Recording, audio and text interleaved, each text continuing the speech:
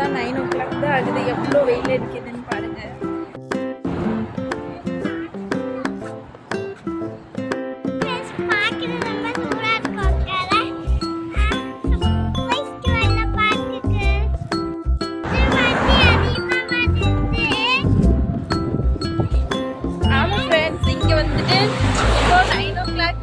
ஹீட்டாக அவங்களுக்கு நெக்ஸ்ட் வீடியோவில் 4 o'clockலாம் இங்கே நல்ல சன்செட் கிடைக்கும். காட்டுறேன்.